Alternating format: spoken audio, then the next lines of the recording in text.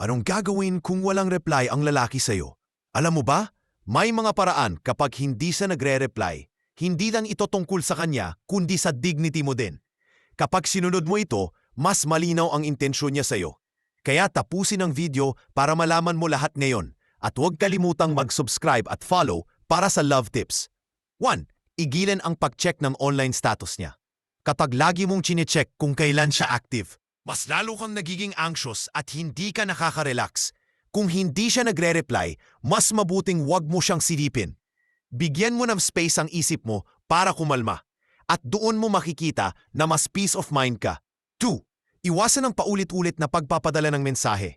Isang text lang sapat na, wag nang mag-double send. Mukha lang desperate kung hindi ka makapaghintay. Kung hindi siya nagre-reply, hayaan mong siya ang mag-initiate.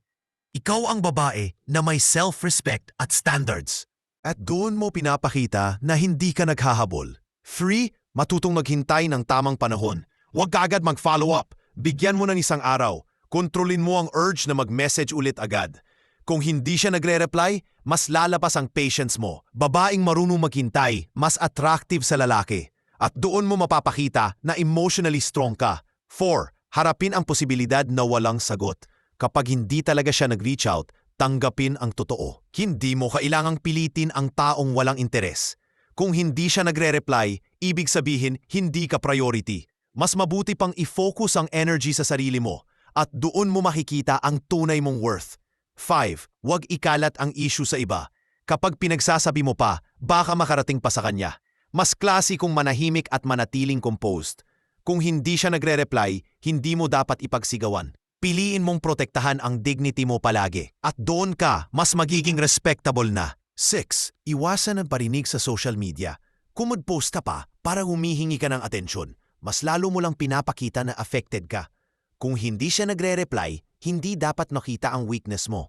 Mas mahalaga ang image at respeto sa sarili.